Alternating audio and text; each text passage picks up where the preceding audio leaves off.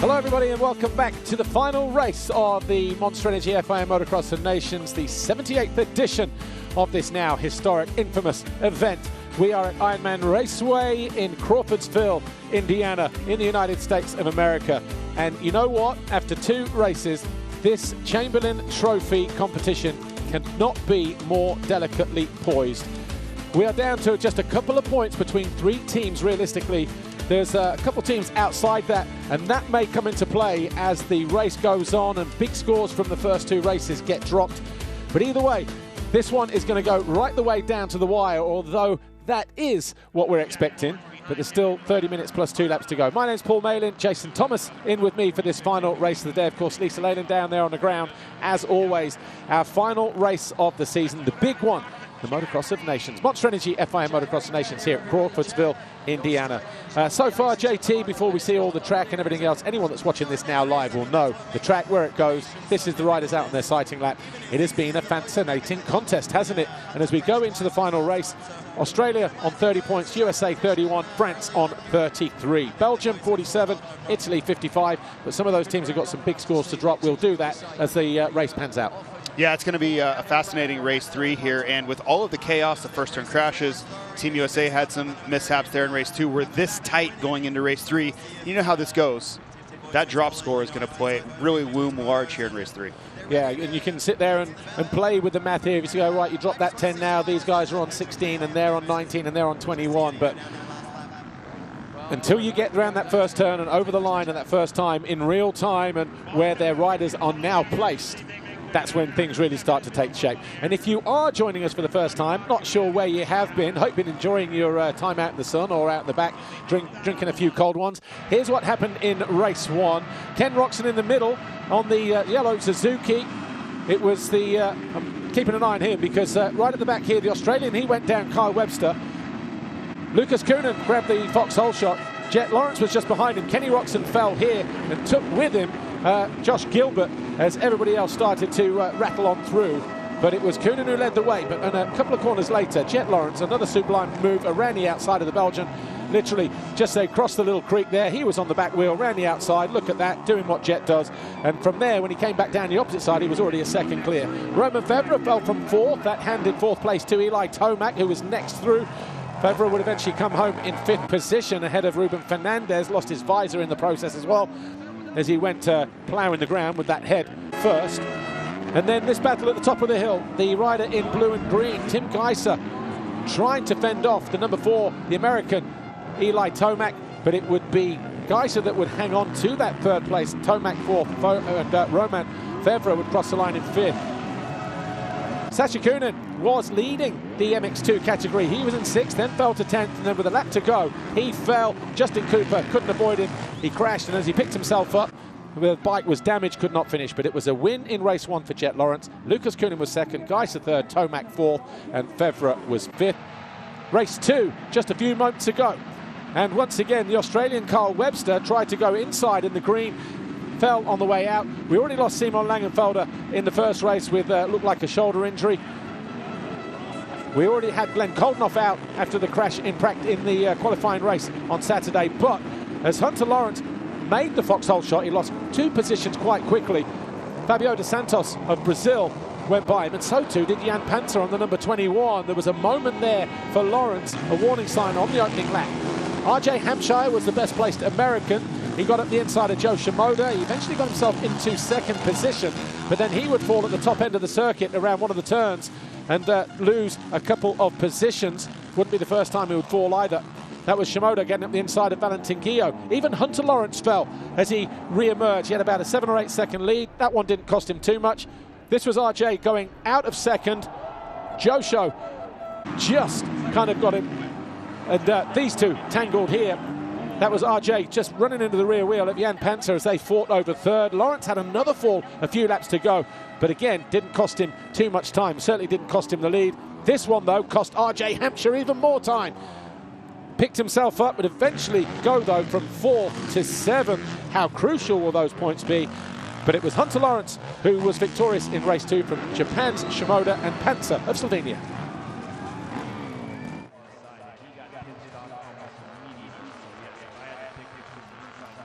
And as we head into race 2, race 3, the final race of the day, Australia on 30, USA 31, France on 33. Again, how crucial were those points lost from the USA there with RJ Hampshire just making those little mistakes. Let's go down to Lisa. She caught up with Kickstart Kenny Roczen. Germany having a nightmare weekend. Before that, though, home hero Eli Tomac. Okay, so we're almost ready for the final race of the day, race 3, MXGP and Open categories. Let's grab a few words with Eli Tomac from Team USA. Eli, first off, let's talk about that first race. You're applying the pressure to Geiser. Couldn't quite make that pass and finished P4. How was it from your seat? It was okay. I mean, of course, I would have liked to get Geiser, but I was pretty happy with my lines and my riding.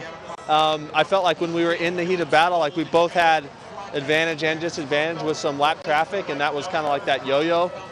And then he just got away from me like the last 2 laps there. So, like I said, somewhat happy. Got to go out there, try to get another start, get up front with these guys, and just see if we can make something happen. Eli, at this point, there's 3 points separating Australia, Team USA, France in there as well. I mean, there's everything to play for this final race, isn't there? That's right, and as you saw, there was quite a bit of mistakes in that second moto, so I think the track's getting tough. It's getting technical out there, so just stay on those 2 wheels. And just finally, just picking up on what you said on the mistakes in terms of RJ, he was making ground, he lost ground, he made ground again. Any feedback did he give you from that race? Honestly, I haven't yet, but I know he's about to roll up here. But like I said, just from looking at conditions, this is going to be a tough racetrack. Best of luck to the team. Thank you. Okay, I'd just like to grab a few words with Team Germany's Ken Roczen. Mainly, Ken, just about that first race. Are you okay, and just how tough was that? Yeah, no, I'm fine. I got a bit of a Charlie horse on my quad. Feels like it wants to cramp a little bit, but it just was unfortunate because I grabbed a good start and I was right there in second or third and tipped over and was really far back, so definitely made it hard on myself, but overall I'm fine. We're going to give it another go here in the second one. Okay, have a good race. Thank you. Ken Roczen there from Team Germany. Good luck to him and all the guys on the grid. It's time for the final race, MXGP and Open categories. So JT, the riders have been out on their sighting lap, they're back. This is the big one, isn't it? Race 3, the one that decides it. MXGP and Open, everybody on 450s. Australia lining up with Jett Lawrence, Hunter Lawrence. Netherlands normally with Glenn Koldenoff and Calvin Verlaeren, but it's Koldenoff who won't be lining up. Belgium with Lucas Coenen, Liam Everts. Germany with Kenny Roczen and Max Spies. The USA, Eli Tomac, RJ Hampshire. France, Fevre and Renault. And Fernandez and Garcia for Spain. Italy with Cairoli and Bonacorsi and the rest. It really is a big one. And there we see the lineup of riders. Jason and I just went through those riders a moment ago. What are you expecting from this one, JT? How quickly will this one start to pan out? I guess a lot of it depends on what happens at the start around the first couple of corners. Yeah, and it's really hard to think that the Lawrences don't have this one in control, right? The points would tell you otherwise, but look at their individual results thus far this weekend. They have been the class of the field. Now they come in with the lead into the final moto, so I think it's their championship to lose here. Yeah, well, Hunter and Jett both gone and won their 2 races, so they've got 2 single digits there, a 1 apiece. Kyle Webster had a 13 and a 15. Obviously, at the moment, they're looking to throw away that 15 of Kyle Webster, and if you do that, USA, a 13 and 2, there's 15, so they halve their score. That's where we're looking at here. The USA on 31, but they've got 2 10s, a 7 and a 4, so you take away 10 of those, they're down to 21. So again, we're still dealing with fine margins, aren't we? And then obviously France aren't out of it yet either, because they've got 14, 2 5s and a 9. They throw away that 14, they're down to 19. So it's still very, very tight between those 3 nations. It sure is. And this third race at this Motocross of Nations is always crazy. You get swings, lead changes, points changes, and every time you think you have a winner lined up, fate seems to throw you a curveball. And let's not forget, for the open class riders, they draw the short straw because they get the least amount of rest between races. Their gate drop was at 2:40 for what was their first race, race 2. The race was pretty much done, 30 minutes, 35 minutes later, and then here we are again, gate drop about to go at 4:08, so in about 3 or 4 minutes time. Not a lot of time to go back, debrief, clean up, get the bike prepped, and come back out and ready to go again. That is their fine margins. Yeah, and I think for RJ Hampshire, it's probably the best thing. I would assume he's very frustrated with the 3 crashes in that race too. No time to dwell. So, exactly. He can get right back to it and try to rectify that. So race 1, just to fill you in the picture then, was a victory for Jett Lawrence of Australia. Lucas Coenen of Belgium was second. Tim Geiser of Slovenia third. Eli Tomac, USA fourth. Romain Fevre of France was fifth. And then we had Fernandez sixth for Spain. Gifting, Sweden seven. Kai de Wolf, the lead MX2 rider. He was victorious in the MX2 race, group of riders in race 2, so he's going to win the class there. And obviously we're going to get 2 more class winners here, MX Open and MXGP. That'll be interesting to see which Lawrence that might be, or whether this guy can get in on the act, and maybe even Tim Geiser as he did last year. Yeah, some starting gate choices to be made here. I don't think it's that crucial on this start. We've talked about that kind of all weekend. For the Lawrences, I think maybe they put Jett up the inside, try to go get that race win and add another one. As in inside, he doesn't have to go first pick, but maybe to the left of the box somewhere, and then Hunter just somewhere the other side of it. Yeah, and they're going to be 1 and 21. So yeah, this start, it's not the prototypical MXGP lineup, and you see, looks like we have Jett there. Jett on the inside, Hunter on a little bit on the outside, and both gate positions are really good, and that's a unique thing about this Ironman Looks start. like both positions there left of the box as well, so they've done well to get that. Because normally you would say the first 20 gates are going to be taken, but nobody wants those very, very inside gates. Exactly, and that is a very unique thing. I don't think we'll see that very often at this event. We see the number 3 number board there, and alongside him is RJ Hampshire. So do we assume... Yeah, so they've got Hampshire there, just in front of the monster banner, about 6 to the right of the doghouse as we look down, the left as they line up. See Lucas pretty far inside there. 54, the South African rider, just taking his position behind the gate. In the inside gate, and that will be Slade Smith, or was it Cameron Drewer? Was it the 52 or the 54? Wasn't quite sure, but... Doesn't shock me to see them give Jett the more inside, and Hunter really likes the outside anyway. So if you have a rider that tends to prefer that, don't waste the inside pick on him. So there you see Maxime Renault, gate number 2, France 15. Geiser, he's gone there. Gate number 3 for Slovenia. So he's given the advantageous gate to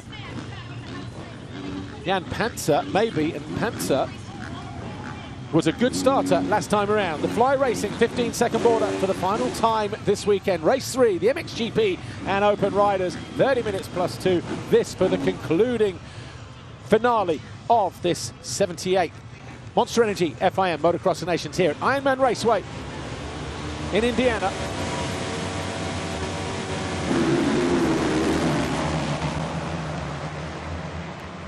Everts high and wide for Belgium through the middle. Joe Shimoda with a flying start. Rider down at the back. Looks like it's going to be Shimoda on the 81 leading the way. Coenen closing off Lawrence on the exit of turn 2. But it's Shimoda with the foxhole shot. Lucas Coenen in second for Japan. Third is Gifting of Sweden. Fourth is the number 1. Both Australians. And again, Ken Roxon upside down in turn 2. It has not been a good day for Germany. But both the Australians are in there. Look, either side of Gifting of Sweden in the blue and gold. Led out by Hunter Lawrence. Jett Lawrence just behind him, coming into view now. Around the outside in, what, 4th, 5th place. But it's Shimoda who leads the way. They've put some water down in 1 or 2 places, maybe. I don't think too much, though. That might also have a bearing. Oh, I tell you what, Coenen tried to get over on Hunter Lawrence there, but Lawrence was there quicker than Coenen realised. Takes over that 2nd place. Coenen trying to come back for more, though. And he does find his way down the inside. Does he make it stick, though? Not quite. Hunter Lawrence now 2nd. Yeah, it'll be interesting to see the racing between these two. Some just behind the scenes kind of storylines there. And I wouldn't be surprised to see Lucas get aggressive with Hunter, but I think the Australian team is in good position. I think the one thing I'm surprised is Jett's kind of made a mess of these first few corners. He had the whole shot going into turn 1 and now finds himself, what, in 4th, 5th there? Jett Lawrence has made a mistake because he's down in 16th place. Even another mistake because he had come through after corner 3 or 4 and maybe 5th. Yeah. So I was just looking, when we saw at the top of the hill there where Lawrence found his way past Coenen, we already saw that Jett was already kind of a considerable gap back. So this is going to be interesting. As we said, it's not over until it's over. Both Hunter Lawrence and Lucas Coenen get over the double. Shimoda getting caught out here. He's going to go from 1st to 3rd in the blink of an eye if he's not careful. Runs it too wide. Coenen, leg off the bike. He's going to try and cut back to the inside here, but Shimoda makes him go the long way around. He takes the move, makes it stick, moves into second position as Hunter Lawrence leads for Australia once again. Coenen now second for Belgium. Japan's Shimoda in third. Already a cracking start to this third and final race. Easy Tiger. Lucas Coenen almost doing a Sasha. Yeah, Lucas pushing extremely hard here. And this track doesn't reward aggression right now, so maybe needs to calm down a little bit, but I truly think he wants to go after Hunter here. Yeah, you reckon? Maybe the first one, it was just a little bit tentative, as it, you know, only being his First Nations on a 450. But who knows? Well, and I think he's realized too, Sasha's had just horrible luck so far today. So the overall may kind of be out of the question now. Now it's about individual race wins for Lucas. So just trying to figure out where Jett Lawrence crashed, because he's now up into 14th. He dropped down to 16th from 4th or 5th. But he's just ahead of RJ Hampshire, so don't know if the two of those two came together, both duking it out. But as it stands right now, with all of the scores added and dropped, 2 wins, and what we've got, we drop a 15 for Australia, and you get a 1, a 13, a 1 and a 2, and a 14. That gives you 31. They're still 2 clear of Belgium. France on 35, USA on 39, with some work to do. Lawrence moving up into 12th place. Hampshire down to 15th at the minute. Where is their second rider? Team USA. Yeah, and I didn't realize that Belgium had clawed their way back into this thing with these results. So even with Sasha's struggles, they are firmly in this thing. Yeah, so Tomac in 8th, RJ Hampshire in 15th place. So they're going to be relying on Captain America to try and get up the leaderboard. But you heard him on the pre-grid interview say the track is going to be tough. Absolutely no doubt about that. Look how slick that is on the takeoff there on that little double. Really hard base. You know, they've done a lot of track work here. They've added water, but the base down where they've added water makes it even more slippery. Hunter Lawrence back down the start straight as he continues to lead Lucas Coenen. Lucas Coenen looking across to his right, wants to see exactly where everybody else is. Tomac with the fastest lap of the race as he moves 2 positions clear up into 5th. So Tomac on the charge here, doing his bit for the US. Hampshire up to 13th has found his way past Gifting. Well, and you see what's happening at every position that Jett moves forward, they're continuing to lower their score for Australia. So if Jett can climb into the top 5, which I believe he truly can, they may be able to still win with a wide margin. RJ Hampshire around the outside of Jan Panzer. He's also looking to pick off riders as well. Guillaume almost into the back of Jett Lawrence. Lawrence on the comeback, riding through the pack. He's up to 11th place at the moment on that number 1 for Australia. Valentin Guillaume of Switzerland. It was somewhere after these couple of corners on the opening lap where Jett Lawrence went missing on the first lap. If we have it, I'd like to see it, but not sure if we have it or not, whether it's in this particular corner here, because we were focusing at the top of the hill of Hunter Lawrence and Lucas Coenen. And then as they came back around the other side and following Coenen, trying to find his way back past Hunter Lawrence, somewhere then is where we lost him. Yeah, and you see Jett trying to move up. Now he's got Renault and then Tim Geiser in consecutive order there. That's going to be a tall order. I think Jett has the pace to do it. It'll just be interesting if those riders get aggressive, because they're in contention to win this thing. When they see the number 1 there, they're going to know pushing him backwards would really help their chances. Yeah, Belgium second overall at the moment on 32 points. There's Liam Everts. He is in 4th in the race. Tomac, who is 5th in the race. USA off the podium, but that would change if the American finds his way past the Belgian. That would be the Americans on, the Belgians off. Bevra there in the background. RJ made a big mistake. Looks like he went down again. Yeah, it just has not been his afternoon thus far. So are we looking at Australia, Belgium, France as the 3 teams on the podium? Not sure what order yet, because obviously those mistakes now of RJ Hampshire. Well, he's in 13th at the moment, but be interesting to see how it pans out. But with 23.5 to go, it's Lawrence, Coenen, Shimoda, Everts, and Tomac rounding out your top 5. See RJ slipping down the leaderboard there. So we'll see where he ends up outside of the top 20 now for Hampshire. That's really tough.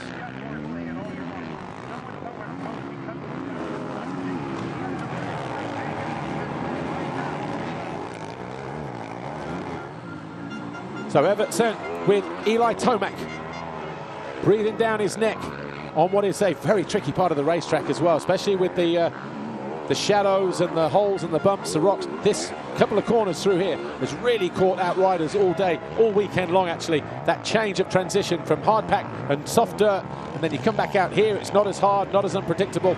Yeah, you've got blue groove on the clay takeoff there, but in the woods it's not clay. Yeah, and the hardest part is you really can't make out the bumps. You know, the shadows are so difficult to see the edges, and when it gets harder, those edges become more and more difficult.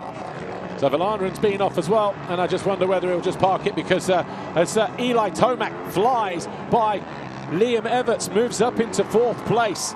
Calvin Valandrin, he looks like he's probably out of the race. There's no point really, because the Netherlands can't do anything anyway without Glenn Coenen, so may as well just park it and just save it for another day. But Tomac on fire, on charge, as he goes after Joe Shimoda, who's about 2.8 seconds further at the track in 3rd. And really it comes down to how far can Eli climb the leaderboard. That looks like going to be a throwaway moto here for RJ Hampshire with the 22 that he sits in. So it all comes down to, for USA to make the podium, it's going to come down to how far Tomac can get to the front. Jett Lawrence found his way past Maxime Renault, moves up into 9th place on that lap. Another point gained for Australia. Race 3 last year, remember, it was Lawrence who led the way. Geiser made that last lap pass 2 corners from home. And they weren't sure at that point with Hunter in around about 8th or 9th place. There's the redemption right there. Yeah, I think Geiser will be able to clean him up here. Yeah. Deja vu between these two, but there's still plenty of action to go. 21 and a bit minutes to go. And you really, you know, riders at this point, whether it's Tomac or Jett Lawrence, they have no idea what the points are, right? So Jett is in full panic mode, thinking that he needs to close these points down. He doesn't realize that as it sits, they have an 8-point edge. There's no way for him to really get that. The mechanics may try to communicate that, but it's really difficult for Tomac. He doesn't know that Hampshire is having big issues either. So these riders are just trying to push forward and not think about the math so much. But the point I was going to make, it was Hunter Lawrence who was having to do the work through the traffic in race 3 last year, as Jett sat pretty up front. And Coenen is only a second behind Hunter Lawrence this time around. So Hunter hasn't been able to break Lucas Coenen. Is there going to be a bit of resurgence in the Belgian in the second half of this race? And you just wonder what could have been had Sasha Coenen not had a big issue in either of his, because that 20 and 21 loom large in the points final tally. Tim Geiser and Jett Lawrence here then on screen, both recovering from, well, I won't say bad starts for Jett Lawrence. He was there 4th or 5th, but fell on the first lap. Still haven't been able to find the footage of where he fell, unbelievably, the rider number 1. But Tim Geiser is making him work very, very hard. He doesn't want Australia to have it all their own way, but as it stands right now, they have a 8-point advantage over Belgium. Australia lead with 20 minutes to go. 25 points it is for Australia as it stands right now. Belgium on 33, USA on 35, France on 35. We are duking it out for the final podium positions here. 33, 35, 35. Belgium, USA, France. It could go any which way. USA on there at the moment, tied with France in 4th. Here's Eli Tomac. He's got 2.7 seconds to make up to an impressive Japanese performance from Joe Shimoda, who was 2nd in race 1 in the open class. He's going to be 3rd here in race number 2 for him, but race 3 of the weekend. Yeah, that change in points there was due to Jett Lawrence passing Maxime Renault, so ever-changing leaderboard, and that's what happens when you have riders coming from the back. Fernandez is down. So Fernandez out of 7th place. Oh! Over the finish line double was that? It was, wasn't it? Certainly appears to be, yeah. That's the first crash we've seen. I'm assuming he had tried to jump that big triple down. Yep. That's the first crash on the weekend we've seen. So Fernandez out of 7th. Huge moment, and Spain was sitting in 7th overall. So they're going to be down just to Francesco Garcia and his performance. And Garcia at the moment down in 29th place. Hunter Lawrence, 1.3 seconds clear of Lucas Coenen. Coenen gaining in confidence, because in race 1, when Jett Lawrence passed him, he never saw him again. Yeah. Here is coming back onto the rear wheel of Hunter, legging his way through. Shimoda still sitting back there in 3rd, and really Shimoda, all 3 of them. And Shimoda, you're right, Shimoda sitting there right there in 3rd. So only 2.6 seconds separate the first 3 riders. And I'm wondering whether for Team Australia, obviously their two stars, Jett and Hunter, live here. America is their home. They race the US Nationals week in, week out. And obviously representing Australia in America, they know they've got a fan base that's probably 50-50 for them this weekend. Just wondering whether it does feel like a home nations for them, and that weight of expectation as well. Not really asked them that question. Well, I think they're very comfortable here. You know, like I would assume that they feel much more comfortable and capable here than they did a year ago in Matterley. They know the conditions, they know the track. There are a lot of fans here cheering them on, and short flight, same time zone, same food, all those things make a difference. Romain Febvre gunning for Liam Everts. They will be fighting over 5th place any moment now. The 2025 MXGP World Champion, Romain Febvre, who's had a quiet weekend so far. Race 1, he was 5th, but he was in 4th when he fell down to, 6th before getting back to 5th. But by then, the game was done, and it looked like he was sitting back, cruising, knowing that he had this race to try and make amends. But he didn't make the greatest start. He's now in 6th, going after Everts for 5th. And I think if you had told Febvre coming in that, hey, you have a first-timer in Mathys Villan, you have Renault, who's had a really difficult year with consistency, you guys are in position for a podium with half a moto to go, he would take that every single time. Through the tricky right-hander. Turn 8, coming out of turn 9, over the creek.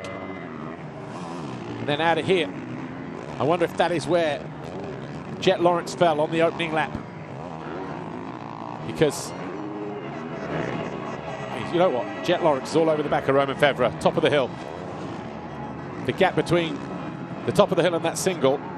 So he's all over the back of him in pretty much real terms, isn't he? The lap times for Lawrence last time around, 2:05. Febvre 2:06. Ruben Fernandez picks himself up. Picks his bike up, and I'm not sure there's too much left of it after it bounced its way down the infield part of the racetrack. I have to guess that's an expensive crash on a prototype 2027 model. Prototype factory bike. Yeah. Yeah, not the way he wanted to round out after finishing 4th in the championship this year. But we've still got plenty of time to run. 15.5 minutes plus 2 laps. Hunter Lawrence and Lucas Coenen separated by 1.7 seconds. Shimoda is 1.2 seconds further back. They're just about to hit the line. In fact, they are over the line. Shimoda losing ground, 2.6 behind Coenen now. But Tomac, Everts and Febvre. Tomac about 4 seconds behind Shimoda. A slower lap time than the Japanese rider. So 1 or 2 mistakes possibly, or is it just, I won't say it's fading because he's obviously a very, very fit athlete, is Eli Tomac, but maybe just pushing too hard to close down the gap on Shimoda and 1 or 2 things getting away from him. We're going to take another look at the start here as this battle continues between Everts, Febvre and Lawrence, who's closing in very, very fast. Lawrence about 3 from the box over on the right-hand side. Jett Lawrence, that is.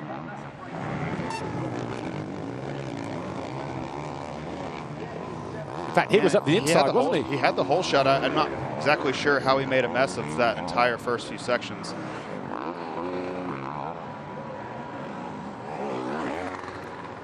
So Liam Everts looking good at the moment. Eli Tomac did say in his pre-grid interview that the track was brutal, it's gnarly, and it's only going to get tougher. And I think we're seeing that. Some of the riders saying in their morning warm-up this morning they didn't feel the organisers did a good enough job of prepping the track, because I think they could have done a bit more. But I think when you get a track that was nice and soft yesterday and then it hardens up and then the ruts, then they leave that, then they water it, of course, then it goes very, very hard quickly. But everyone in the same boat, but it makes this race so much tougher as a result.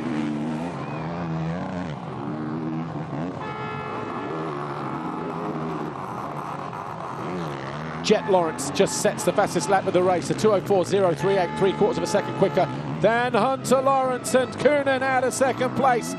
Is that around that Liqui-Moly turn?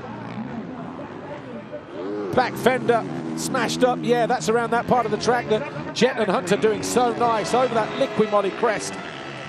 So Belgium, all of a sudden, they're in danger of losing second, promoting France and the USA. France are third at the minute, USA fourth. That's how quickly things can change, and it's going to change again when we hit the line. As Jett Lawrence goes around the outside of Romain Febvre. He came from about a week back. In fact, he hadn't even got on the flight, had he? Well, that pass may put, if he holds this pass, that may put USA back on the podium. Jett had to go big there because he knew when he didn't jump that finish line double, Febvre made the distance, so he just found another gear, jumped even longer.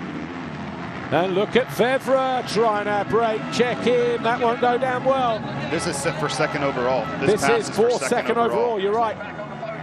Gets around the outside, forces his way in. Says, you know what, anything you can do, I'm going to do just as well. But it's hard to play games with someone that has the talent of Jett Lawrence. I'm just going to put that on the front end. Not that Roman Fevre is not a multi-time world champion in his own right. How do you outthink an outthinker? Well, just look at the pace Jett has. You know, I think Fevre knows. He probably knows that is a critical position. He's getting pit board messages, but Jett's special. Doesn't mean Roman can't bring a challenge back, but again, it's hard to play games with someone with that much talent. And Tim Geiser not done with Roman Fevre yet either, you would imagine. We'll do the math next time around, because that's when it's going to get updated in real terms. Well, that crash from Lucas Coenen took a lot of pressure off of France and the USA for podium contention. Well, Lucas Coenen, 9th now with his mistake. That's when I talked earlier in the show about this third race being so crazy. We always see this. The points move around so much because of the drop score, and it always seems to get crazy in the third race. We just see wild results. Yeah, well, Belgium have gone from 2nd to 4th. France have gone from 3rd to 2nd. USA from 4th to 3rd. And they now have 5 points in hand over Belgium. So as it stands right now with 11.5 minutes plus 2 to go, and Hunter Lawrence leading the way for Australia. Australia are going to finish with 21 points. France on 33, USA 34, Belgium at the moment on 39. Unless, of course, Lucas Coenen can do something special in the next 11 minutes or so. Tim Geiser trying to keep Fevre in his line of sight. If he finds a way past, then it's USA probably on the podium. That's how tight it is. Or, well, they'll tie on points at the moment, but France can't relax. USA still need to push on. Geiser riding for personal pride. Slovenia are going to finish 5th overall. Yeah, that's their impressive. best ever finish. That's impressive. Just under 11 minutes plus 2 laps to go. Hunter Lawrence leads away by 11.2 seconds over Joe Shimoda after Lucas Coenen fell a moment ago over on the far side, just on that Liqui Moly crest. Tomac is up to 3rd for the USA. Everts is 4th for Belgium. Jett Lawrence is up to 5th. He had a bit of fun and games and shenanigans with Roman Fevre. Fevre trying to brake check him. Geiser is 7th there in the green and blue. He is in 7th place. Renault 8, Gifting 9. Lucas Coenen down to 10th after losing the position this time around to Gifting as well. And what that has done has put Australia in pole position, really. 21 points for them. France have now moved to 2nd on 33. USA on 34. Belgium now on 40. So a pass by Geiser on Fevre will mean France and USA are tied. Everts is only 2.6, Tomac is only 2 seconds behind Shimoda. So there's a potential another point there for the American. But up front, Hunter Lawrence with the fastest lap last time around, 2:03.2. No one else even close. It was a 2:06 for Shimoda, 2:05s for Tomac, Everts, and Jett Lawrence, who is currently 17 seconds off the lead after a fall on the opening lap. Keep an eye on Tomac closing in on Shimoda. If he could get that would bring USA back into 2nd overall. And he had a really good lap that last lap. So you have to imagine at this point of the race, those messages are starting to be communicated. The mechanics are doing the math. They're getting radio from the team strategist. So you can see Tomac's intensity picking up accordingly. Tomac all over the back of Shimoda now. Look, he's going to go. He thought about going inside, then stayed committed to the outside before pulling it back. He's going to go the long way around here. Joe Show's not going to These two have never raced do the double here. These two have never raced each other. Eli will do the double. Gets alongside, but Shimoda just has that little bit longer jump on the exit, just looking across. Last time we saw that ended in tears for RJ Hampshire. Tomac, a little bit too cute for that. And as you say, these two have never raced each other, so I wonder what Joe Shimoda's thinking at the moment. Thinking, oh, I have Eli Tomac behind me. Well, I have Eli Tomac behind me. Joe needs to think a little bit here. Already made contact with one American in the first race. He doesn't want to ruin his fan base that he just acquired with another one with Tomac. That is one rider you don't want to tangle with. An easy pass in the end for Eli Tomac, just outside-inside combination, and moves from 3rd to 2nd. Shimoda, what a fantastic performance this has been, though, on his debut performance. Reminiscent of, not quite as impressive, Jett Lawrence in Red Bull a couple of years ago. Yeah, see Eli make a big mistake and give the spot back. Not for long, though. Tomac back around the outside. As soon as he lost that second, back into that 2nd position. But again, these riders on this racetrack just goes to show how difficult this track is starting to become. Very technical. Yeah, and I kind of wondered there how much Joe would push the issue. He could have probably run Tomac a little bit more wide there, but he understands the USA's in position here. In Japan, while this is a fantastic performance for Joe Shimoda, they're 11th on the outside kind of looking in. He doesn't want to be the storyline. Yeah, Japan obviously haven't qualified for a few years, and obviously just to get into the main race now and then just to be there on the fringe of the top 10 nations in the world in 11th, they'll be pleased with that. Jett makes another move on Liam Everts there. Yeah, so he now moves up into 4th. That double that he's been executing all weekend is incredible right there. Only rider doing it. Just controlled the inside. Old riding buddies in their Suzuki days. Teammates, of course, when Stefan was running the Suzuki team. Of course, Hunter, Jett, Jeremy Seewer. What a time that was. Yeah, and well, in a different life, they would have raced each other a lot over the last 5 or 10 years. Romain Febvre now gunning for the 48 of Liam Everts on the Husqvarna. 14 Belgium, looks across, sees the Frenchman there, knows he just made a mistake. He's trying to close down the door, and the Frenchman does so, but at what cost? Febvre drifts his way around, looked like he hooked neutral there on the exit of the turn. Everts. That's a big pass though for Team France. Massive pass for France to get past Team Belgium. Keeps Belgium off of the podium. They're now on 41. They're nowhere near it now, but USA and France still tied second. That may switch. That should put France back into second. And what is the gap between Febvre and Jett Lawrence? That's going to be the next one. Oh, RJ's out. So RJ Hampshire is out. What does that do to the scores? Well, it doesn't do anything because we're already going with a 4-10, 7-2 for Team USA, who stay on 33, but France will probably go to 32 with that move on Everts a moment ago by Febvre. Yeah, really the only good news for RJ today is that he seems to be walking away healthy. That's about the only good news for the day.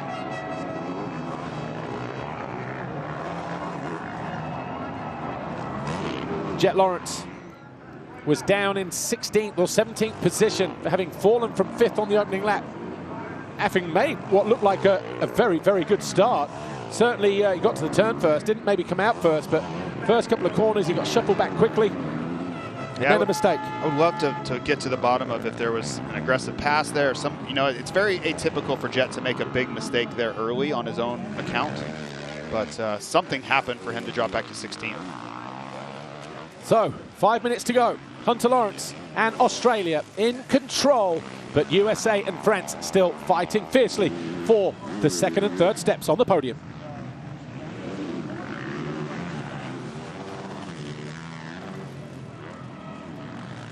Jett Lawrence sneaks up the inside of his riding buddy and moves into third place. That's been impressive anyway. I mean, you guys see it week in, week out, how good he is. He's only 14 seconds off of the pace, which is Hunter Lawrence. And actually, this is going to be a nice feather in the cap for Hunter Lawrence, isn't it? In terms of the brotherly love and all the rest of it. Missed out on the SMX last year and this year. Yeah, this is incredible. There's a real chance that Jett gets the second here. Tomac's just over that rise going towards the GNCC section they call here. Yeah, the gap 4.7 seconds with 4 minutes plus 2 laps to go. Lawrence 2:05.07, Tomac 2:06.7, and that was with a pass on Shimoda as well. So now he's got clear track ahead of him. Can't underestimate this part of the racetrack. Febvre homing in on Shimoda as well, as he looks to try and get another point back, because USA, as it stands right now, Tomac can't do any more than he's doing. He hasn't got a wingman anymore either. So they're going to be in third. France on second with 32, USA on 33. Sorry, France 32, USA 33, second and third. Australia on 19. You just wonder how much Jett wants this to be a 1-2 Australia race 3. I think that's really what's driving him forward at the moment. Because they do have a real possibility of doing that. Only 4.7 behind Tomac. It's not impossible, but he's also running out of time. Yeah, and for Team USA, Eli has to stay where he is. He cannot let Jett get there, and they're going to need some help if Gifting or Coenen could catch up to Maxime Renault, who's currently running 8th, that would start to change the math as well. Doesn't seem like Febvre's and under any real duress here, so a few things need to happen for Team USA to advance into second. Yeah, because at the moment, France are dropping the 14th of Mathis Valin in their second race a few moments ago. So that's the only other scenario where USA could get themselves back into second place contention. And it won't help if Febvre goes by Joe Shimoda here as we move into lap 13 for these two. Race 1 was a 16-lapper, so too was race 2. So we've got about 3 laps to go, 4 laps to go, including this one, of course. Nice when he does stuff like that, Romain Febvre. Look at the distance that he makes up on the Japanese rider. Those braking bumps, though, it's so technical, isn't it, into those twists and turns. Oh, he tried to launch it down the inside there, didn't he? But thought better of it. Shimoda hanging on at the moment to 4th. Joe looks good. He doesn't look like fatigued at all. So Febvre all over the back of Joe Shimoda. These two fighting over 4th position at the moment. Jett Lawrence is now 6.4 seconds behind Eli Tomac, so he's lost ground since finding his way into that 3rd place. Jason Thomas and I a moment ago were talking about the fact that the only thing driving him on now is a possible 1-2 for Australia, HJ and Jett Lawrence. But that might not happen now with a minute and a half to go. It's just going to be too much to chew off, I think, for Jett, even for Jett. Yeah, and you just wonder, did he relinquish or did Tomac pick up the pace? Like, you never quite know, but it really felt like Jett was pushing forward there in an attempt to do it. That last lap wasn't his best, though, that's for sure. Here is Eli Tomac for the USA. They're going to be on the podium. They were in contention for this right from the very off. You could argue whether they fielded their strongest team or not, but it doesn't matter. They came with a very strong team either way, with Tomac, with J. Coop, with RJ Hampshire. And they're going to be in podium contention. We know that. After race 1, they were leading, same points as France on 14. After race 2, Australia had moved to 30, 1 point clear of America. After race 3, they're going to be down to 3rd. But you can't deny they've been very, very much in the hunt, Team USA, right from the very get-go, despite 35th gate pick in the qualifying races on Saturday.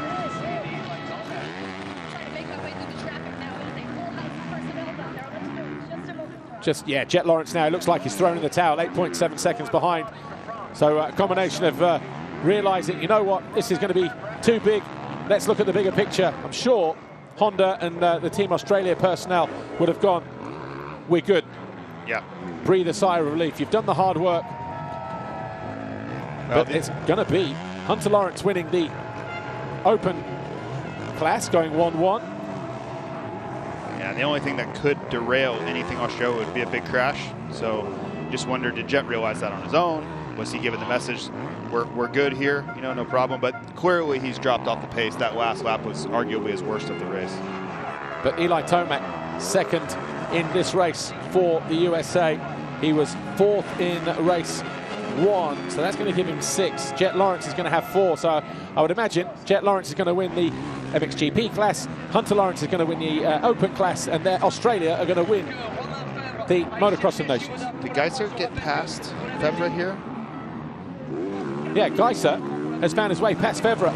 So that is going to knock another point off the tally. So we could end up going into a tie-break. So we were talking about scenarios. That is a big change in points. But we were looking at Renault maybe gaining a position on Everts, which is 2.7 seconds behind. And Gifting as well is only half a second behind Maxime Renault. So there could be a late swing here in favor of America.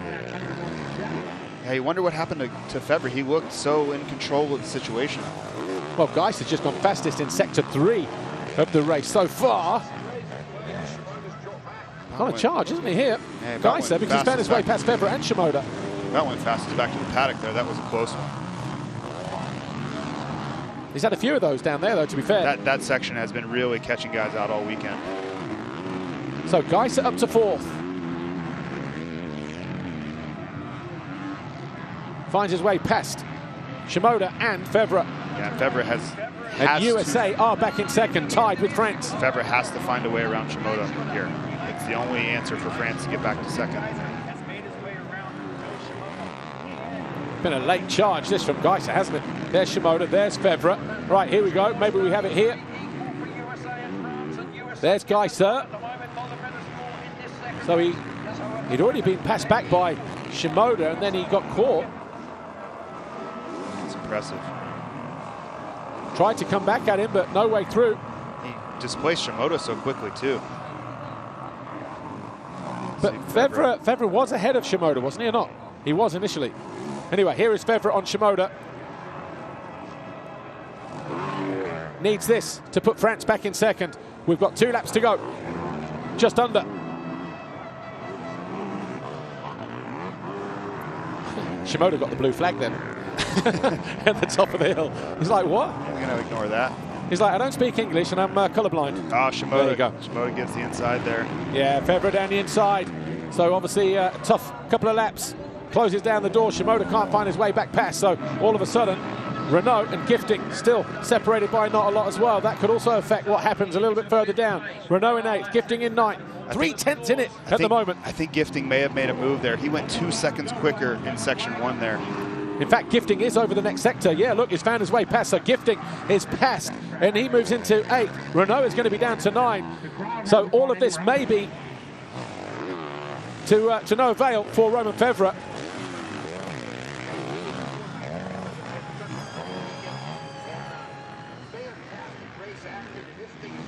Going into the final lap. In fact, Hunter Lawrence is already on it.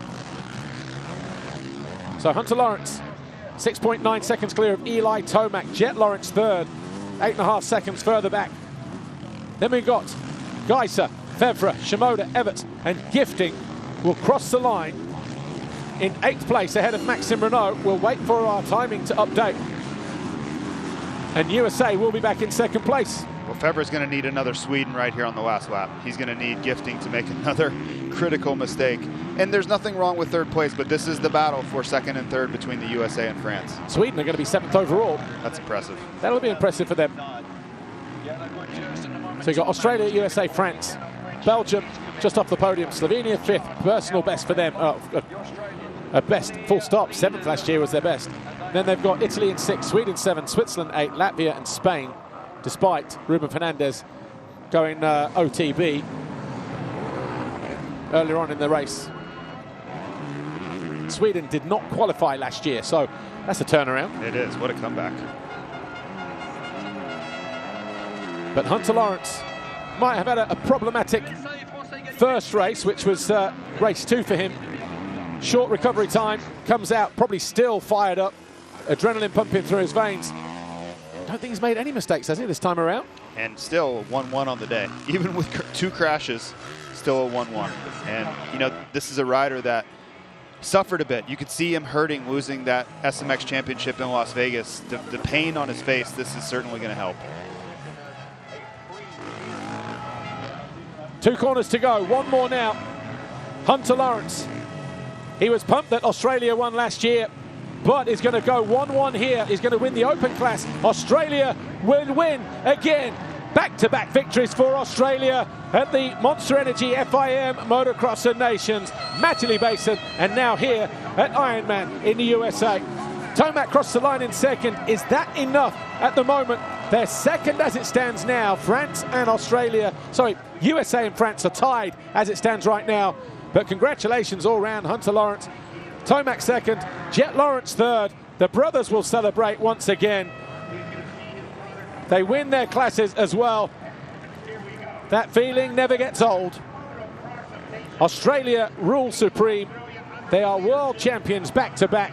A tough race for Jett Lawrence, a cruisy one for Hunter Lawrence. We'll be back in a moment with those guys and hear what they have to say. But it's Hunter Lawrence, Tomac, Lawrence, Geiser and Febvre. Australia, USA, France, your final podium.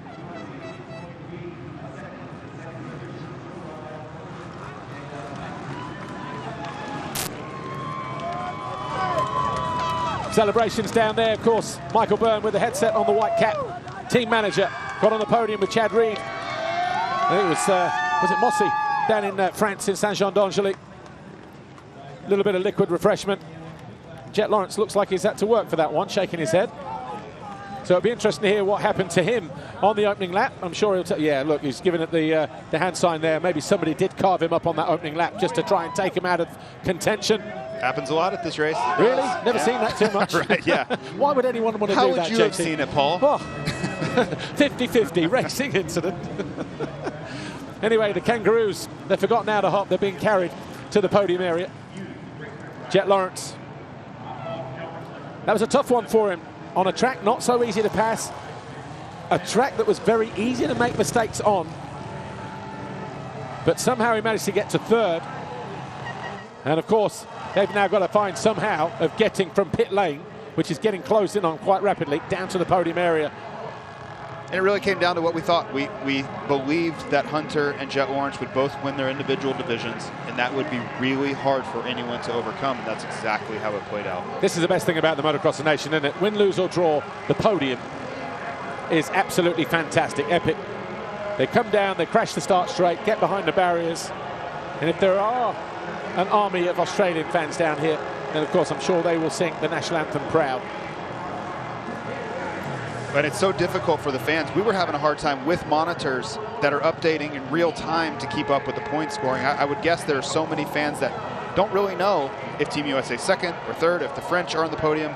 It's a really hard thing to keep up with down where they are in the madness. I spoke to a few fans when I was walking around through the shopping village first thing this morning, and first of all, people were surprised to see me walking through the shopping village. And then, of course, they were saying, you know, our podium, we have America on there, but we don't expect them to win. Australia looked the strongest team, but anywhere on the podium, the majority of the people that I spoke to, they said they would be happy with. Yes, of course, they wanted to see America win, and they were in the hunt, you know, right from the very first race.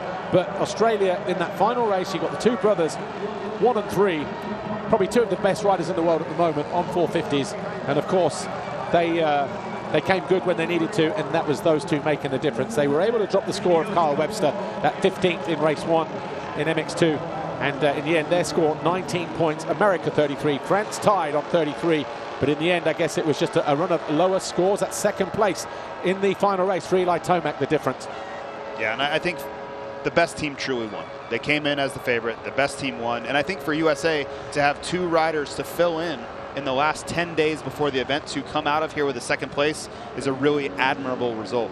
Yeah, then obviously things really sort of going against them. You lose Chase, you lose Hayden, you get 35 gate pick for the qualifying races.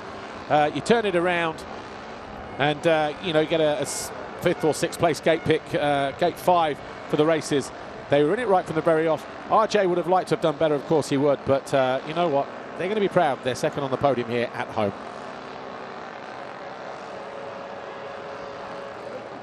And look at the podium there. JT, come back in. Yeah, even if RJ has a fantastic day today, I don't really think it changes a whole lot. With a 14-point differential, I don't think RJ's best day really changes the overall result. He was in 4th in race 1. Yeah, when he fell down to 7th. So and I think he had gone all the way to 2nd place before the first fall, right? Yeah. So if 2 of his best motos, possibly, but in the end, I feel like this is the way that things were supposed to go.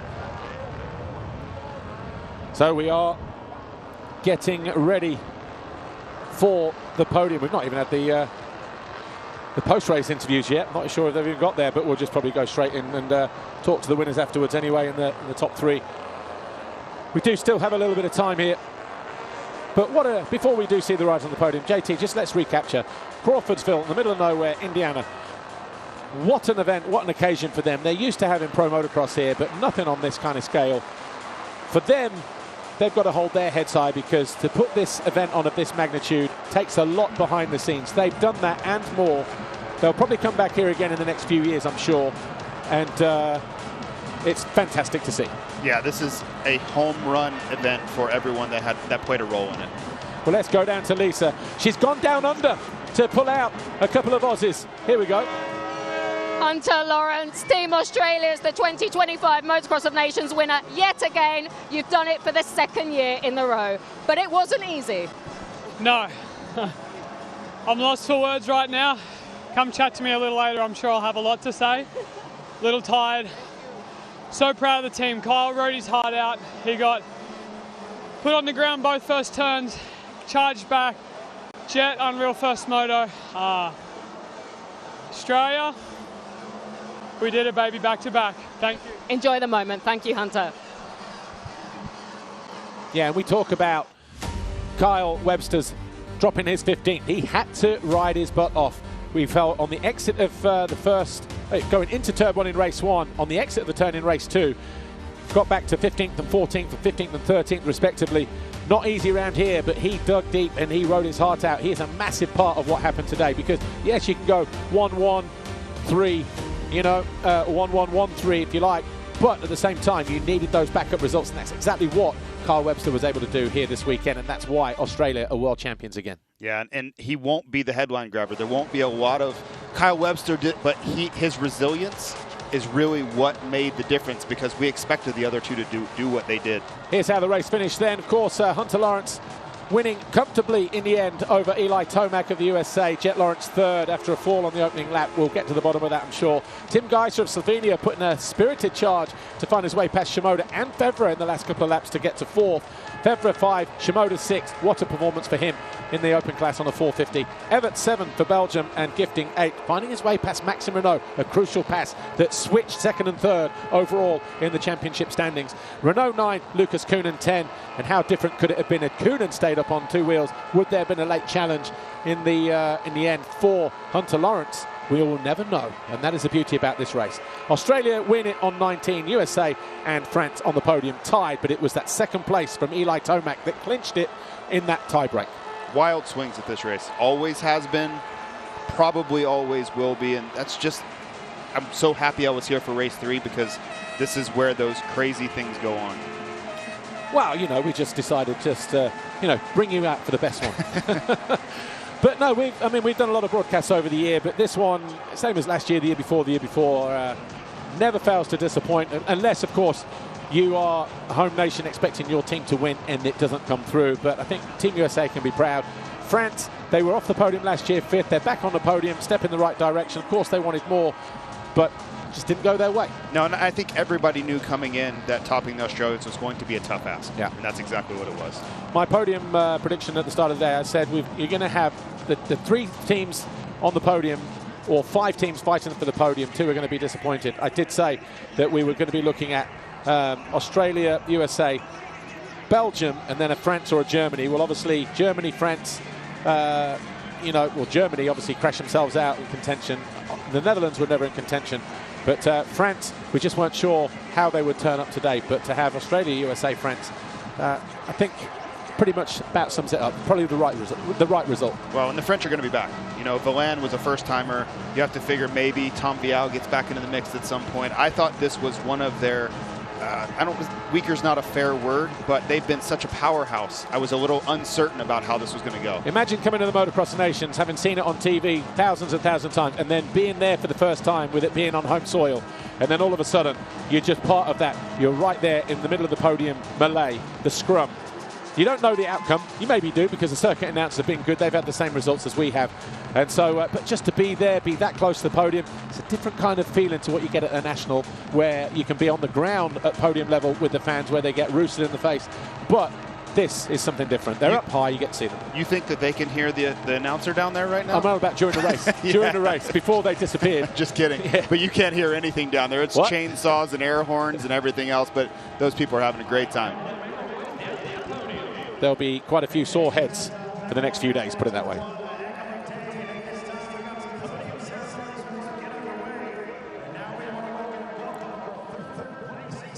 Let's go to the podium then.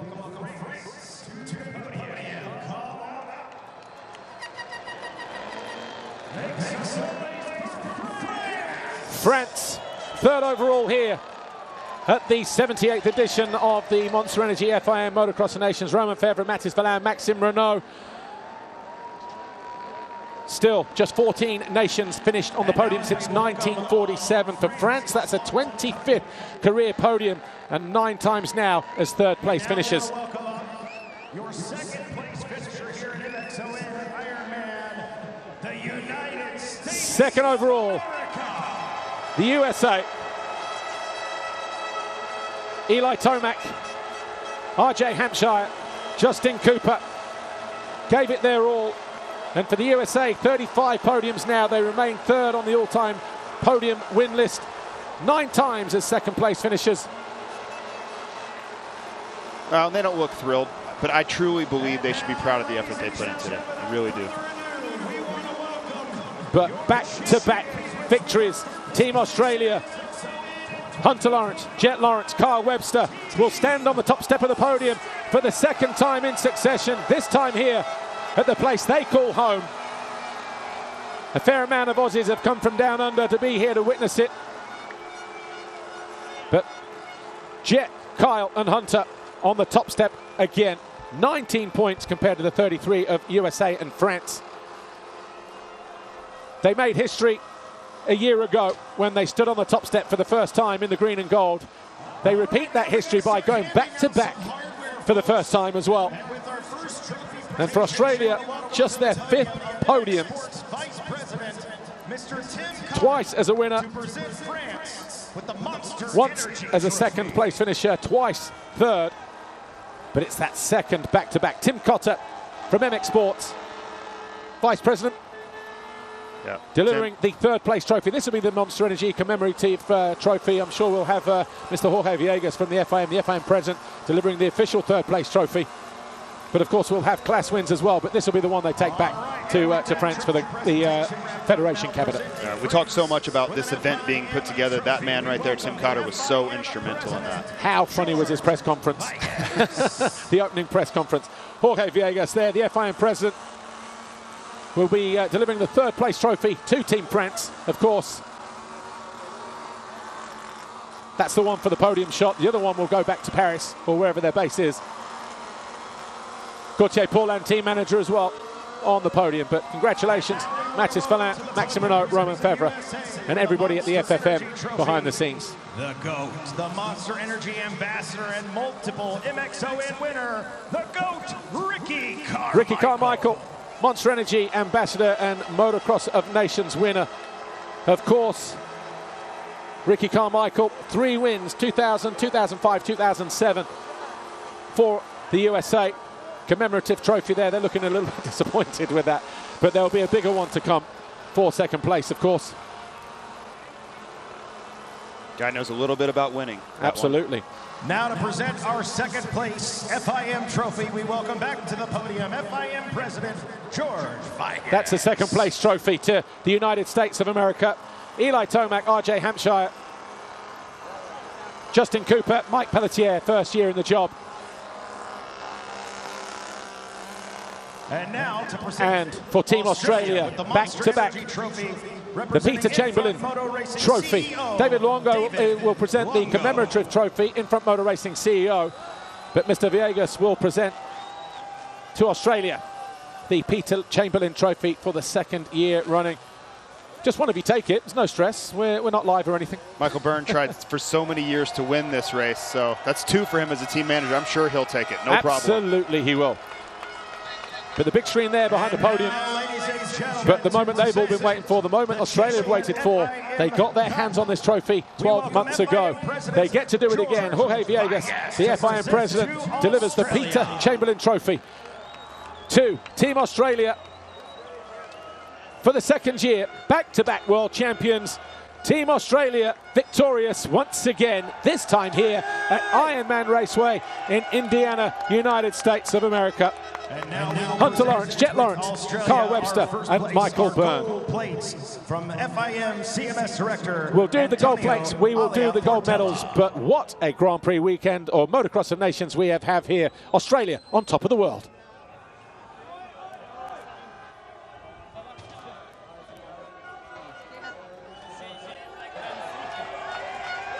Gold plates all round then for Australia. We'll get the medals as well. They will get the rings later on, I guess, at the press conference, unless they get them here. Now we welcome to the stage, the podium.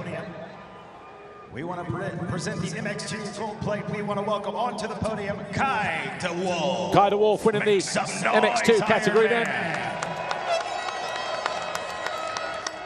The Team Netherlands was dealt a rough hand with Glenn Coldenhoff going out on Saturday, but a great ride from Kai.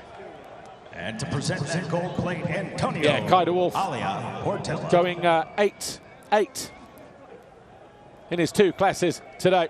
Antonio Alia Portela, the FIM CMS director, CMS being the Motocross Commission, of course. Kaido Wolf, back-to-back gold plates in MX2. Tough blow, as you said, with Glenn Koldenhoff going out qualifying, not being declared fit this morning. Lawrence, we welcome back again, FIM CMS director. But the Lawrences dominate their categories as well in MXGP and MX Open. 1-1, 1-3. Hunter Lawrence wins last but certainly MX Open with his 2 victories. Presentation. Absolutely pumped. Portela, the FIM CMS director, to And of course, Jett Lawrence takes a gold plate as well for his 1-3 here this weekend. What a 12 months it's been. Yeah. All right, and I would joke with the brothers. The only race that I really can't cheer for them, but even still, I'm happy for them. They deserve this. Or it didn't happen, baby. Make some noise. Your top 3 countries here at MXoN. But that was your podium here this weekend, 2025 Monster Energy FIM Motocross of Nations. Australia, USA, and France. For a while, it looked like it was going to be very, very close, but then all of a sudden, Australia found another gear and pulled clear. The national anthem of Australia is next.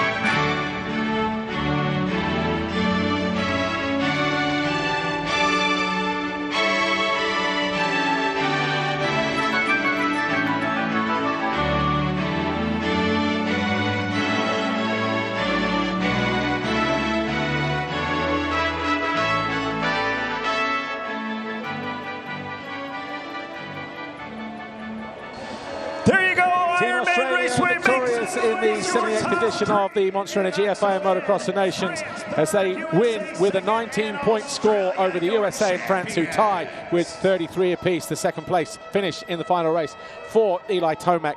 The difference there between the USA and France. I'm sure they will enjoy that moment up there. But the anthems and the ceremonies, the fizz looks like it's flying now from the podium. That sweet, sweet taste of the top 3. The celebrations then will continue into the night, I'm sure, because this is the race where they can finally let their hair down tonight, win, lose or draw, enjoy a couple of cold ones. Team Australia embrace on the podium as they win back-to-back Chamberlain trophies here in the USA.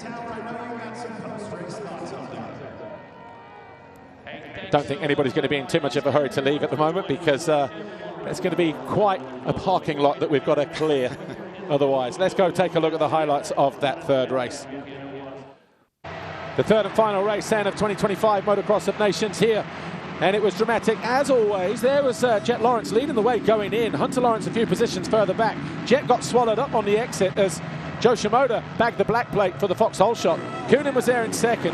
Jett Lawrence to the outside here was still there in around about third, fourth place. In fact, they were side by side, fourth and fifth, as Gifting found his way through. But shortly after that, Jett Lawrence fell. Roxon upside down in the third corner again, just as he was. Right, there's Jett Lawrence there, but does he emerge from here? Yes, he does. So he must have fallen at the top of the hill here somehow, because we never saw him come back into view after that. and he was down to 16th place. Meanwhile, Hunter Lawrence took over the lead from Shimoda, and Lucas Coenen followed him into second place. Yeah, that was a really nice pass by Coenen, and Belgium really had a chance. RJ, that was a familiar sight. All day long, we would cut to RJ picking up his motorcycle. Eli Tomac then had to stand proud, found his way into second with his move on Shimoda late on in the race. And then, as the race did go on, Jett Lawrence also found another gear. He moved past the 48 of Everts as he climbed his way towards the top 3 with that move on Shimoda in the latter stage of the race. Tim Geiser found his way past Fevre and Shimoda late on, and that got him up into 4th position. Fevre eventually came home in 5th. Shimoda was 6th. There was a final lap pass by Isaac Gifting on Maxime Renault that then swung the second place finish in the USA's favour, because they tied with France. But it was Hunter Lawrence who crossed the line. He went 1-1 this weekend to win the Open class. Australia win the Motocross Nations for the second time back-to-back. The USA second, and Team France third overall. Take a look at the foxhole shot then, because with all of the podium shenanigans going on, we will go back to that now. Of course, we had a live broadcast elsewhere that we had to take care of as well, so there you go. Joe Shimoda, by about a week, is halfway home to Japan. Impressive opening weekend for Joe Shimoda here. A lot of promise on that 450. Taylor Stroud, our representative, or if you're from the UK, that would be pronounced Stroud. Anyway, 3 different foxhole shot finishers: Joe Shimoda, Hunter Lawrence, and Lucas Coenen. Coenen with the first one, of course.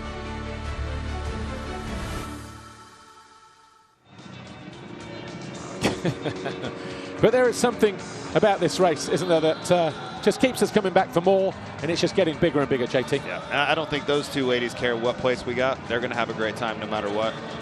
And truly, this event, from the parade to Saturday qualification to Sunday race, has been over the top, and I think it really did America proud. Everybody involved, you know, there were so many people from the community involved to make this event a success, and they accomplished it. Well, hopefully we will get to talk to our winning team. Maybe a quick word with second and third as well, I'm not sure, but depends how much time we have.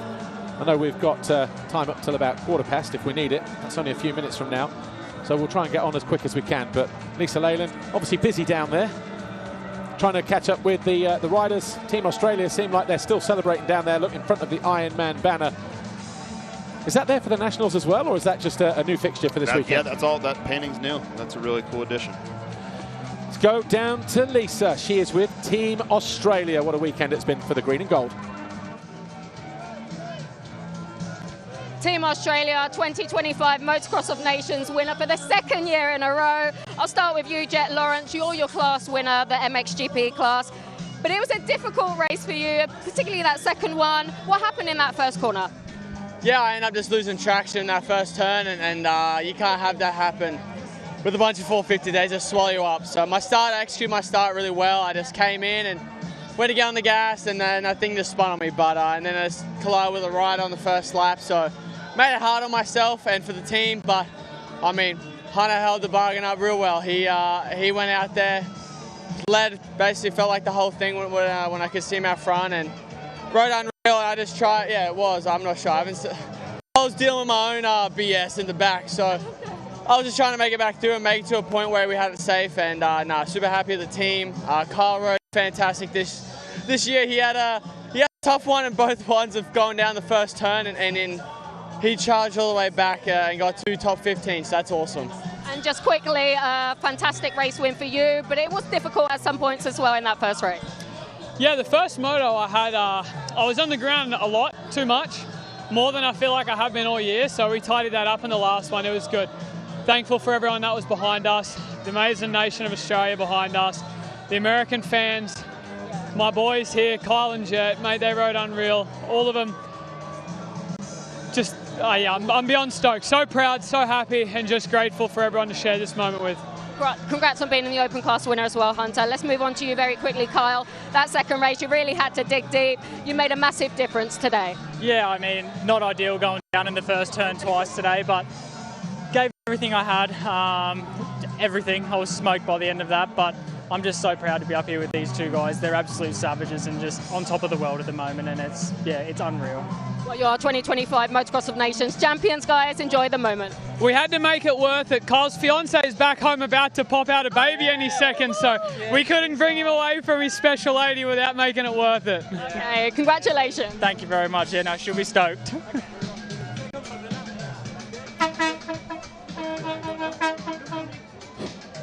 She's probably already given birth with all the excitement. The suspense probably wasn't great for that situation.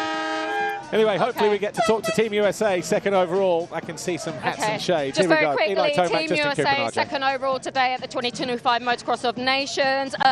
Despite one of the worst gate picks yesterday, you were in the fight all day today. I know you would have liked to lift up that Chamberlain trophy. You had to settle for second. How do you reflect on this weekend? Yeah, Australia was obviously really tough this weekend. They're a great team, and we put our best foot forward. We gave it our all, and we came up short. But that's part of it, and that's what makes us so exciting. Congrats, guys. Thank you very much. Okay, no, we're on the live. Okay, third overall today we have Team France. If we can get Team France over here.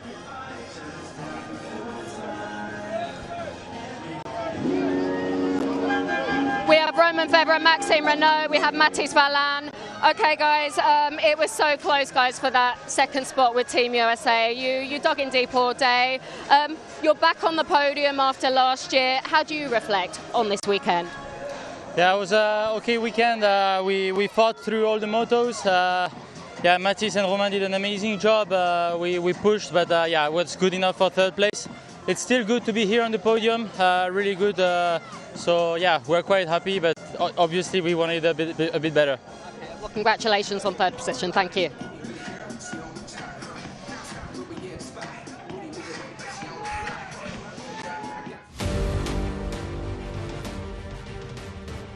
Team France, third overall this weekend, tied with the USA. They dropped the 14th from Mathis Valin.